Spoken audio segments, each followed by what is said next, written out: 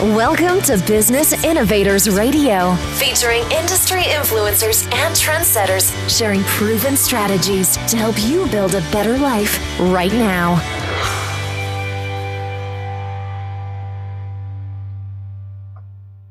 Hello and welcome to the show. This is your host, JC Soto with Online Media 360. Hello and welcome to the show. This is your host, JC Soto with Online Media 360.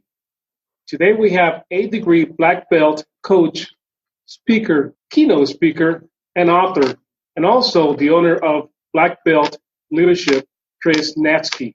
Welcome to the show, Chris. Thanks, JC. It's great to be here. Chris, let's talk a little more about leadership. I know we talked a little while ago, you and I had our conversation, but how does leadership also apply to everyday life? Well, I think that many times people get the idea that leadership is only about people in positions of power that are leading others.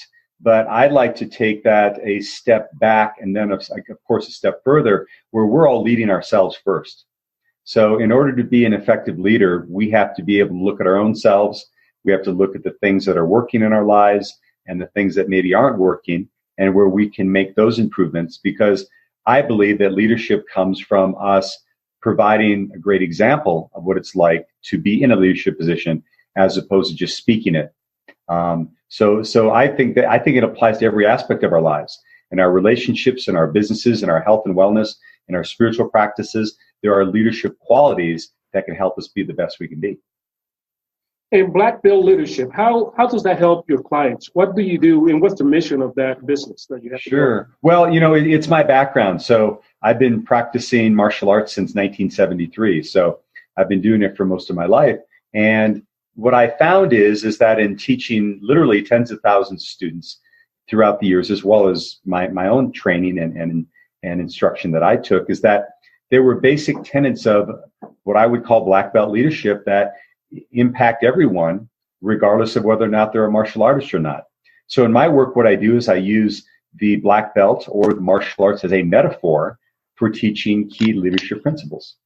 You said you've been in martial arts for, I believe, 37 years now. Is that right? No, actually, math is a little off. It's 46. 46. Wow. 46. Yeah. Well, congratulations. That just happened here, right? I started in the womb, JC. I started in the womb. Yeah. Well, happy to hear that. I admire that too. So what about leadership that is nowadays seems like leadership is kind of a rare talent or skill in some people. It seems like some corporations kind of lack that skill of being a true leader, somebody that is there for not just for themselves and advancing their career, but to help everybody else move forward also. Right. Well, I guess the distinction I would make is there's a key difference between a manager and a leader.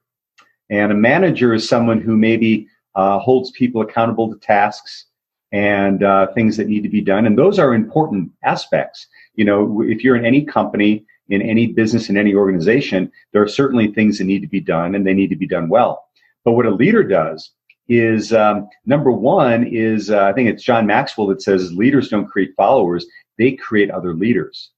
So with that being said, is what I think a leader does is they help people identify the greatness inside of them, and they help hold them capable to be able to show that in the world. And I want to make a key distinction. I use the word capable on purpose. Many times we think that leaders are about holding people accountable. And that doesn't mean that accountability is bad. It's quite good. But I think that accountability or holding someone accountable can even have a negative connotation. But holding someone capable says, I see greatness in you, and I'm going to hold you to that standard. That's a whole different dynamic. And I think that's what great leaders do, is they help that spark be felt and seen inside of another human so that they can show up as being the best they were meant to be. I believe that when somebody sees in you what you can see in yourself, it helps when that person pushes you and holds you accountable to be able to make it to that level, because we are capable of getting to that level. Correct?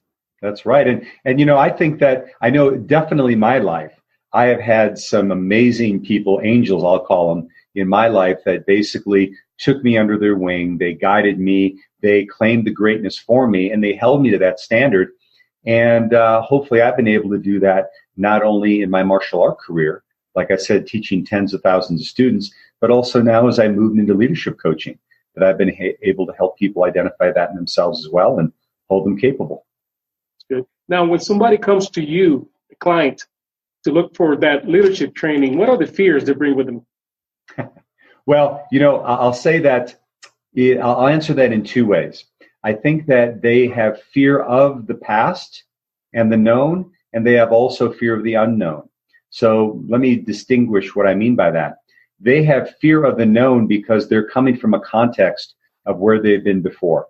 And they're thinking, man, if I made those mistakes in the past, if I've fallen short in the past, I may repeat that. And that was painful. And they're fearful of repeating that and looking at the aspects of themselves that maybe were at the genesis or the cause of that. I think that even more than that, though, people are afraid of what they don't know. And we make up stories all the time as human beings about how bad something might be. And it's easier to stay, even though we're not happy, it's familiar. Does that make sense? That makes sense. And so we tend to stay within that comfort zone because the outside, even though it might be great, it's scary because it's unknown. So people are scared of the unknown as well. And so what I hopefully help people do is help them understand that their past is no indication of their future, and their future is something that they can create. We can create if we are intentional about what we want to do and allow our fears. Doesn't mean the fear goes away. It just means that we're able to deal with it and lean into it. And speaking of making up stories, I'm sure they come in with some misconceptions about leadership and what leadership coaching is all about. What are those? Well, absolutely. Well, most people, I think, get their context of leadership and life, for that matter, from how they were treated, whether it was how they grew up and their parents and their coaches and teachers that influenced them. And so what we do is we're sponges, right? As we have this, we just assimilate how we think that needs to work. And then what we tend to do is then project that onto others when we have our own leadership roles. And what many people don't do is they don't take time to stop and look at themselves first, right? When we deal with challenges, it's very easy to project that out to somebody else. I'm upset because of them. I'm upset because of this circumstance. But what leaders do, I believe, is they stop and take a personal inventory. And that's one of the first things we do when I work with someone is, I know there's a situation that you think that you're in, that you think this is what the issue is, but let's talk about what's really happening here without your story. And, when people tend to have a pattern where they have obstacles and things not go the way that they want, I always joke with them, I see one common denominator. It's you. You've been in all those circumstances. So what can you do proactively to up-level your game so that you can approach your new endeavors with confidence, intention, and your own light shining? Yeah, we have a role. Everything that happens in our lives, we are there. We're the creators of everything that happens. That's right. Good or not so good, right? Yeah. And it starts also with mindset. Your mindset's got to be key because everything starts inside before we see the results outside. Can you talk a little more about mindset? Well, I mean, that's the whole crux of my teaching, right? If you've seen my keynotes, and I know that you've also experienced the board breaking experience, the moniker that I use is the mind of a champion. And a champion isn't about someone who just wins in the ring or wins on the football field or the soccer field, although that is. The mind of the champion is someone who is able to look at themselves objectively, look at their obstacle that's in front of them, but then also hold true to that vision for what they want and be able to continuously lean forward step by step. A champion is all about heart, right? Now, you can't get everywhere just through heart because you need some skill, obviously. But I use the tagline, and we say it in martial arts all the time, is that a champion doesn't need to be told what to do. They just need to be reminded. And when I spell out reminded, it's RE-MIND-ED. It's not about recollection. It's about changing their mind and changing their mindset. Reminded. That's right. The mind, and sometimes we know the principles. We allow life to get in the way. We forget the principles. And we work ourselves up in a frenzy instead of taking a reset and applying the principle. That's right. Right? Now, tell me something that you learned years back, a lesson that you learned early in life that you still apply today to either life or business. I'll harken back to my instructor. My martial arts instructor, his name is Grandmaster J.K. Lee. And so I started martial art at 10 years old, and then he came to the United States from South Korea when I was 13. And one of the first times, and you may have heard me tell this story before when you've heard me speak, but I think it's very appropriate here. One of the first times I was training with him in a class, I was seated in the back of the room and my legs were spread wide, and he came onto the mat and he was surveying all the students. And all of a sudden I realized he was looking directly at me. And before I could move, he came over and he sat down in front of me, and he put his right foot on the inside of one leg, the left foot on the inside of the other. He grabbed the ends of my martial art belt, and with one push-pull, split me out to 180 degrees. And the lesson that I learned from that is, like I like to joke, the first thing I learned is anyone can do the splits one time. But the second thing is, and I still remember this, JC, and this is over 40 years ago, he looked me intently in the eyes and he said, "I will make you a champion. I will make you a champion." Now, when you're 13, you can imagine what's going through what was going through my mind: Olympics, trophies, whatever. But what I've realized throughout the years is that he was calling forth something inside of me that he saw. And I heard, "I will make you a champion" in my ears, but what my heart heard is, "I believe in you." And so one of the greatest lessons that I've learned is, in a leadership position, one of the best things that we can do is to create a relationship and a rapport with the people we lead, to get them to really understand that we really value them and we believe in them. Because I've seen some amazing transformations in students throughout the years, and all it took was to have a person believe in them. Can you give us an example of someone that started like that, started kind of not knowing how to be a leader, and he became a leader? Yeah. No names necessary, but at least a good example. No, because I love sharing this story. In fact, I was just sharing the story recently. I'll share this story often when I'm working with youths, when I'm out speaking to high school age kids, etc. And there was a young boy named Nabil who came to me when he was about 7 or 8 years old. He had previously trained in martial arts in California. He and his mom and sister moved to Colorado. And by his admission, I think if I asked him today, he wasn't the best martial artist when he came to us, right? But he just kept showing up. And pretty soon now he's 10, 11 years old, and he tests for his junior black belt, and he gets it, but he doesn't stop there. He continues to improve. He tests for his second-degree black belt. Then he tries out 3 times for our demonstration team that at that time was traveling all over the state of Colorado. And on the 3rd attempt, and we did them one each year, so 3 years in a row he tries out. He finally makes it, and now he's a senior in high school. And he has one dream after he graduates, and that's to go to the Colorado School of Mines. So now he's developed in this incredibly confident young man, very mature. The parents love him, the students love him, and he's a teacher now at my school. And I walk into the studio one day, and he's usually a really upbeat young man, but I walk into the studio that day and he's very down. And he asks if he can see me in the office. So we go into the office, and he says that he had applied to School of Mines and he had just received his rejection letter. It was his number one goal, and he's rejected because he got a C in chemistry when he was a sophomore in high school. So we talk about his plan, right? And he says, well, I'm going to go to another university here in Colorado, get my grades up, and then transfer to School of Mines my sophomore year. Well, a couple of weeks go by, and I come back into the studio. Now he's at the front desk with a big cheesy grin on his face. And he says, could we speak? And I said, absolutely. So we go in the office, and he proceeds to tell me that on his own accord, 17 years old, he called up the admissions director at the School of Mines and asked to meet with him. And it wasn't to plead to get enrolled in the school. He just wanted to know what he needed to do the next year to get involved, to get accepted in the School of Mines.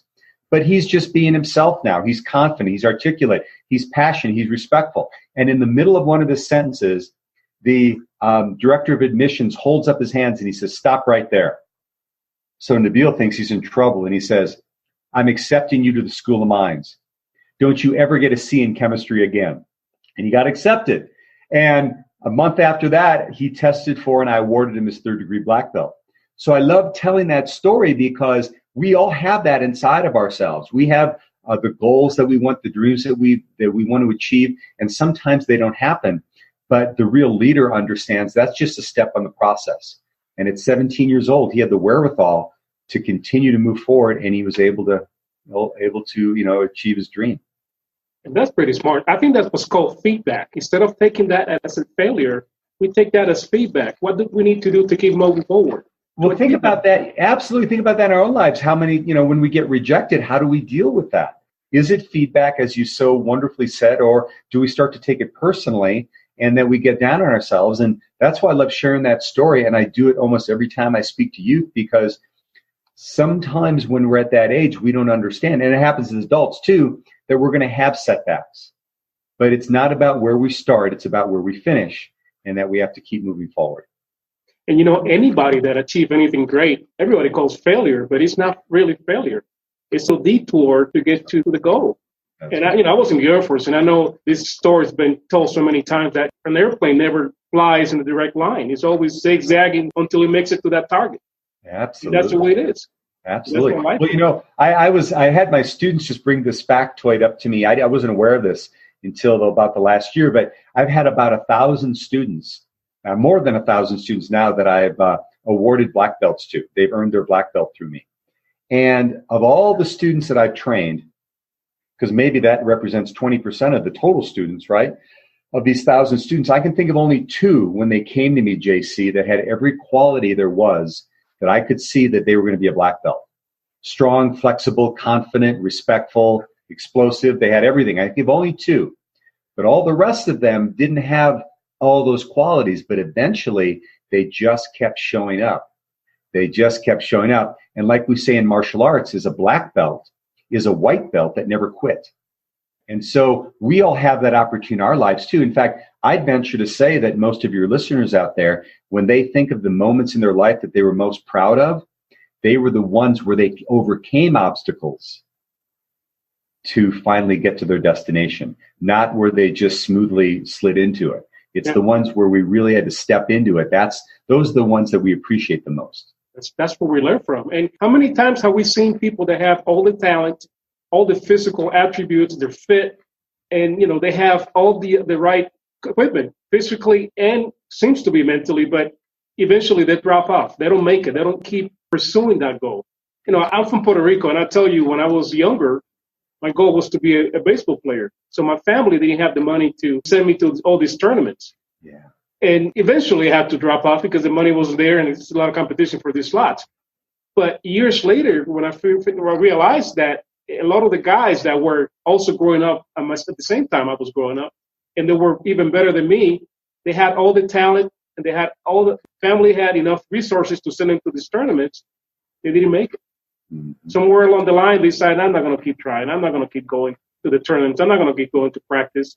Some of them actually, to even tell you something even that is sadder than that, some of them were dead by the time I went to Puerto Rico to visit. Because They got into drugs, they got into alcohol, they got into bad habits that eventually destroy their lives. Right. So to your point before, unfortunately, those circumstances generally happen because there's some belief inside of them that they believe that they're not worthy of it, they're not capable of it, etc. And regardless of what the outside world is telling them, it has to start on the inside. And I've seen that in black belt students too. I've seen a number of students that have come through my school when I had it that had tremendous talent, but after a while, it's almost like they got bored, right? And then they would stop. Whereas the ones that really didn't have it, that I could see had the passion in their heart and the fire in their eyes, they're the ones that eventually became black belts and oftentimes even instructors for me. It's a passion for life. It's not only martial arts, it transcends beyond martial arts, like you're doing now. People, businesses, charities, everything that needs leadership training can use that example, that discipline. Yeah. Well, I was just thinking, you've probably heard of the book Good to Great by Jim Collins. And he has this thing in there he calls the Hedgehog Effect. And when I speak to youth, I talk, and as well as corporations and adult leaders, I talk about this. And the Hedgehog Effect is basically a Venn diagram where you have 3 circles that come together. And the first circle is something that you're great at, a great skill that you have. And the second is that same thing that you love to do, right? So you're great at it, you love to do it. And then the third is where you can serve others at a very high level. And at that nexus point, That's where the hot spot is for our success and happiness, right?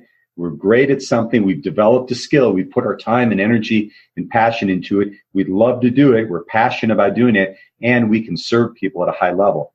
That's a great life. That was called purpose. That's right. Exactly. You've been doing this for 47 years now, correct? Yeah, 46. 46. Don't make me any older than I am. 46. Jay. So what was the spark that got you started in martial arts? Yeah, I share this often as well. Many of your more mature listeners may remember that in 1972, I think to 1974, there was a television show on ABC called Kung Fu. And it was about this Shaolin monk named Kwai Chang Caine, who had fled China, and now he was wandering across the western United States. And he'd go into this town, and the redneck cowboys would try to beat him up, and he would not want to fight, but then he'd eventually have to use his kung fu to take care of him. And man, at 10 years old, that was the coolest thing I'd ever seen on the planet. And the thing that I always impress upon people as well is back in those early days, in the early 70s, martial arts wasn't known the way it is today. Right? That was actually at the exact same time Bruce Lee was coming out with all those movies. So kids were not in the martial arts studios at that time. In fact, it was mostly 20-year-old males that were there. So I was a real anomaly being in those martial arts studios. And it wasn't until the Karate Kid movies in the 80s that all the kids started coming. But I went into my first class and I saw these guys doing these movements, and I'm like, I am home. This is it. And that's the story. You were in Colorado? Where were you back then? No, I grew up in southeastern Wisconsin, about 30 miles west of Milwaukee. So it wasn't even a commercial location. It was a community center. We trained on cement tile floors. And my original instructor was not even a black belt yet. Our instructor was 2.5 hours north of us in Green Bay, Wisconsin. And they had just assigned this guy to teach, and he eventually got his black belt. But yeah, those were some interesting days back then. Can you give us 3, maybe 5 tips on how to become more of a leader, whether it be in business, life, relationship, whatever? Yeah. I think the things that come to mind are, number one is get really clear about your vision. See, I know what leaders do is they don't just give people tactics to follow. They enroll people in a vision, something greater than themselves and that when they can come together collectively to produce amazing results. When you're bought into that vision and you're able to enroll others in that, that's powerful leadership. If you think of any of our great leaders, you think of the Gandhis, the Martin Luther Kings of the world, you think about Abraham Lincoln, Mother Teresa. What they were able to do is they were able to enroll people in a vision, number one. Number two would be that be resilient. And I call it having conscious persistence. And so many of us are very persistent about several things. They may not just be the healthiest of habits, but we go to work the same way, we come home the same way, we come home, we sit in front of the TV, we flip on the television, we do it, and we're consistent about it, and we're pretty persistent, but we're not persistent about the healthy things, nor are we oftentimes preparing ourselves when there is adversity. I think great leaders look for the best, but they also prepare for when challenges come, and they lean into the skills that they've developed to lead people through adversity, knowing it's always going to come. I mean, the leader is the person you look to when things are going awry and they're like, I'm holding steady here. We can do this. So I think that's the second thing. The third thing is to find out what you love, what you're passionate about doing, and serve from that place. I'm Thurman, Marshall Thurman. I think it said, the quote is, we don't need more people to do things and change in the world. We need to have people who love to find out what they love doing and then go out and do that, because that's what the world needs more of, is people who love and have a passion and go out and do it. And so I think that's incredibly important. Where can we serve and use our gifts? That's what leaders really understand, because as leaders, we can't always do everything well. Am I right? There's some things I do really well. There's other things I need to delegate to someone else, right? but how can I use my gifts to serve? And then finally, we need to take action. Martial arts is an action philosophy, and we need to live that in our lives. Leaders take action, and they lead by through that action example. And those would be the four things: having a great vision, being able to move, be resilient, be focused on service, and then take action. Last time we talked, you gave me some habits that you have, some great habits that you have. Can you repeat those for us? Yeah. I'm assuming what you're talking about is my daily habits. So, daily habits. And I've been doing this for about 5 or 6 years. I was introduced by a book called The Miracle Mornings by Hal Elrod. And Elrod's got his own amazing story, but he recommends doing something he calls SAVERS every morning. And SAVERS is an acronym. And S stands for spending time in silence. So I do it through meditation each morning. As soon as I get up, you go go to the bathroom real quick and go right down to my meditation pillow. And I do 20 minutes of meditation every morning. And I've been doing that every morning for the last 6-7 years. A stands for affirmations. So in my mind, I'm repeating affirmations. I'm also writing affirmations in the morning. For those that are familiar with Gary Barnes' GET statements, I'm doing those every morning. V in SAVER stands for visualization. So those affirmations I'm doing, I'm also visualizing my day and the future that I want to create. I learned that skill when I was an athlete. When I was competing in college football and when I was a martial artist competing in the ring, Chuck Norris was very well known as a martial arts competitor before he was ever a movie star. And I remember as a young boy reading his book, and that was his key to winning, was visualizing his matches. So I'll visualize an entire day. This was already visualized, what we're doing right now, this morning when I was on my meditation pillow, right?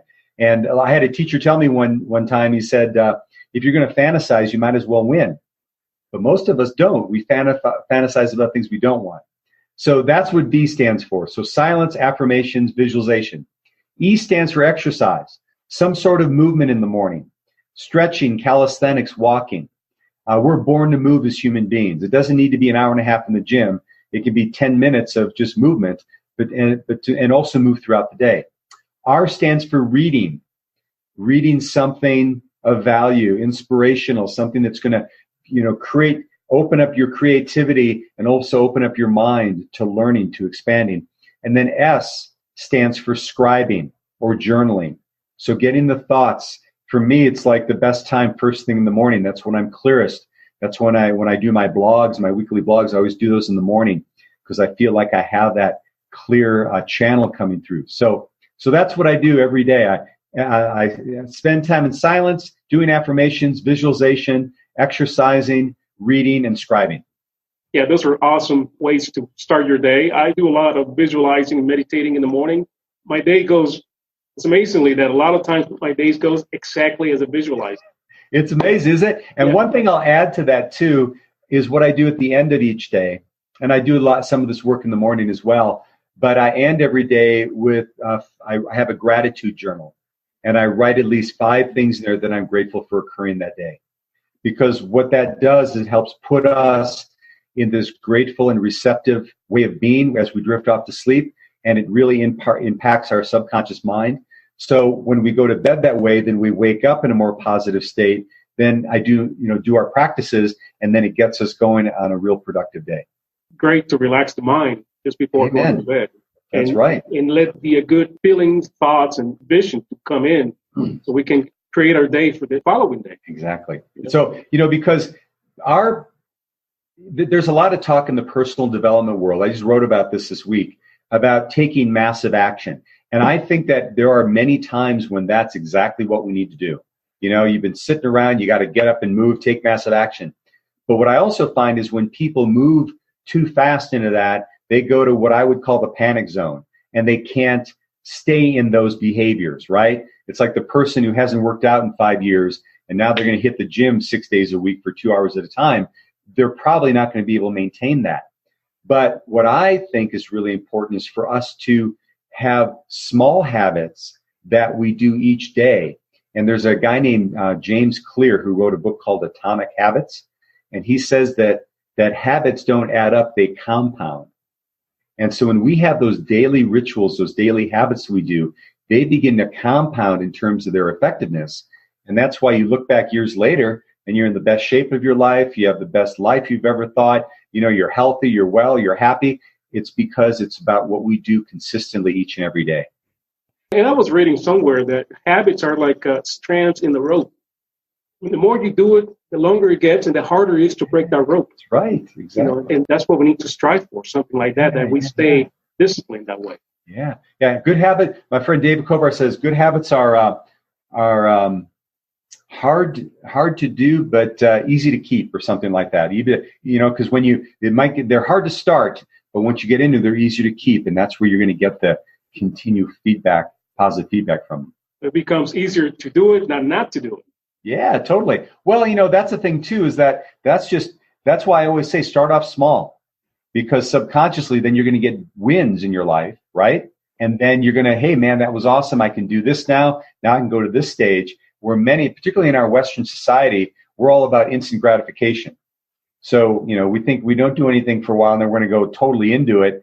We're going to get these great results. And most of the time that's when people back off, because it becomes too overwhelming for them. One of the secrets also is that once we do these habits in the morning, we complete all these small habits or short habits, because they don't take that long.